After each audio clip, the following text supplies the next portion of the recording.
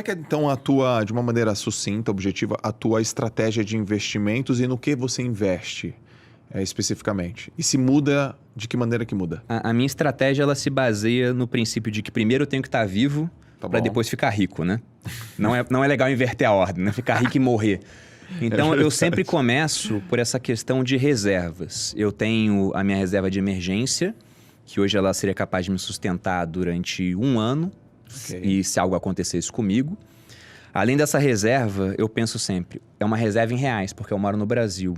Então, é uma moeda fraca, né? Tem que ter uma reserva em dólares. Eu tenho uma carteira nos Estados Unidos e lá eu tenho essa mesma reserva em dólar. Tá. Só que o dólar é uma moeda melhor do que o real, porque ele aceita no mundo todo e só quem valoriza o real é a gente e os nossos vizinhos que têm moedas piores ainda do que as nossas, né? Enquanto 8 bilhões de pessoas querem dólar, a gente vai ter uns 300 milhões querendo real. Então, é muito menos público. E o dólar, embora seja melhor, ele tem um problema. Se a gente for pegar nesse ano, 20% dos dólares que estão circulando no mundo foram criados em 2020. Certo. Então, eles inflacionaram muito o dólar. E se a gente for pensar... 20%. Por causa do Covid. Isso. E se a gente for pensar nas funções da moeda, a moeda tinha que ser uma unidade de conta, ou seja, algo conversível, né? Um meio de troca, você pegar a moeda para trocar por outras coisas, é assim que ela surgiu na história. Eu queria trocar um porco com você por uma lança. Só que você não quer o porco, você quer peixe do Kaique. E o Kaique também não quer o meu porco, ele quer maçã. Aí todo mundo começou a trocar por um meio mais líquido, sal, por exemplo, e transacionava em sal. Assim surgiu a moeda como meio de troca, a moeda mercadoria.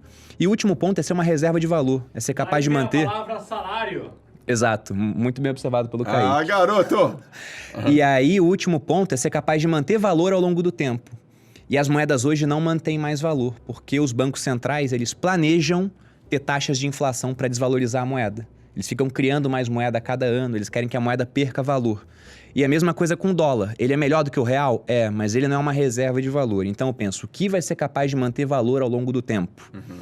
E aí, o Thiago sempre fala, pô, as pessoas ricas, elas têm negócios, né? Ou elas herdaram negócios, elas venderam negócios. Sim. Negócios conseguem fazer isso? Conseguem. Mas quais negócios? O mundo, ele tá mudando cada vez mais rápido. Se a gente pensar hoje, é meio que loucura não ter Google, Apple, Facebook na carteira, né? Sim. Mas nos anos 2000 era meio que loucura não ter Nokia, Yahoo, né? E outras empresas na carteira que agora, basicamente, elas não existem mais ou estão muito abaixo do preço que já valeram. Sim. Então, negócio é importante ter? Ter. É legal. Eu tenho alguns. Só que o que já se provou no tempo para manter valor? Se eu fosse viajar para o passado, o que teve valor durante todo o passado e que provavelmente, porque não é certo, a gente não sabe o que o futuro reserva para a gente, vai manter valor no futuro? Ouro, por exemplo, ele é uma reserva de valor testada pelo tempo. Se a gente fosse entrar numa máquina do tempo agora, no DeLorean, vou viajar eu e você para o passado. Se a gente cair em qualquer lugar onde havia civilização, o ouro seria valioso. Os incas, os astecas valorizavam ouro e nem tinham moeda. Era medida em ouro, né? Durante muito tempo foi medida em ouro. Era a base do sistema monetário na Europa, né? O metalismo. Quando os espanhóis chegaram aqui, por exemplo, nas Américas, encontraram o Império Inca, os astecas, eles não usavam o ouro como moeda de troca, mas usavam para adereços, para alguns era sagrado. Os incas falavam que o ouro era o suor do sol e a prata era as lágrimas da lua.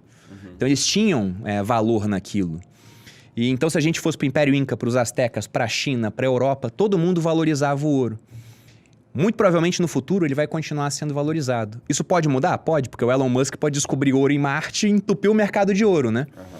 Mas ele seria algo que teria espaço no meu portfólio. E um outro ponto é aquilo de novidade que está surgindo. O Bitcoin, por exemplo, ele tem espaço porque além de ter várias características similares à do ouro, ele é escasso, ele é negociado no mercado global, ele não se deteriora com o tempo. Sim. A joia mais antiga já achada data de 4.500 a.C., né? Então tem 6.500 anos e dá para ser vendida na Vivara hoje. É só meio rústica, talvez não fizesse sucesso. Ou até uma blogueira comprar, aí faz sucesso, né? Porque ela começa a mostrar para os outros que é um pedaço de ouro. Essa joia é um anel. É um anel. É um anel de ouro. Peraí, um anel há 4.000... Há 4.500 anos. Aliás, 6.500 anos, porque é 4.500 anos antes de Cristo. Uau, já tinha anel. Já tinha anel. Então, você vê que o Bitcoin tem esses elementos, ele é escasso, negociado no mercado global, ele é não deteriorável, igual o ouro, embora ele fique na rede, né? Então ele depende da existência da internet para isso. Ele tem, de certa maneira, um valor intrínseco, assim como o ouro tem. Por que ele tem valor? Porque ele é algo que não pode ser confiscado em um mundo onde governos querem cada vez mais do nosso patrimônio, porque estão cada vez mais endividados, né? Aqui no Brasil, a diferença entre o que a gente arrecada e gasta nesse ano, sem contar juros da dívida, ficou em 1 trilhão. Pro ano que vem, o planejado é 247 bilhões de déficit. Então já estão planejando gastar 250 bilhões praticamente a mais. Só que planejamento de gasto do governo é tipo planejamento de obra, né, cara? Ah, vai demorar quanto tempo aí pro pedreiro fazer o banheiro? 6 meses. Demora 9, né? Então é a mesma coisa. Esse gasto ele vai subindo.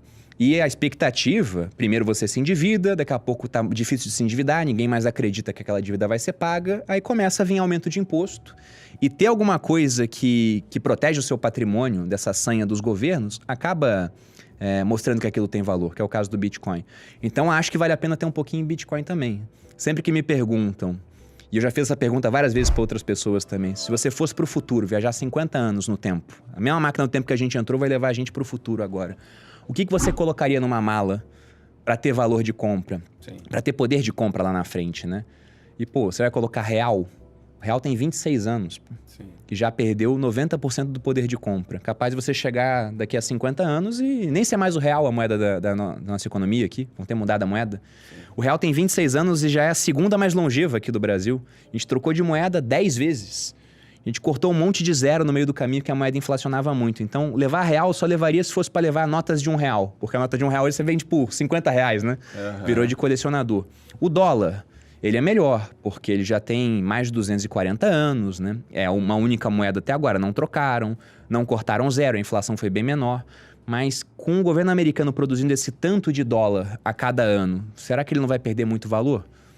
O ouro teve valor durante muito tempo no passado, então acho que tem um espaço maior na minha mala. E o Bitcoin? Vamos colocar pouco, porque só tem 12 anos. Mas, cara, quanto que esse pouco pode valer lá na frente? Sim.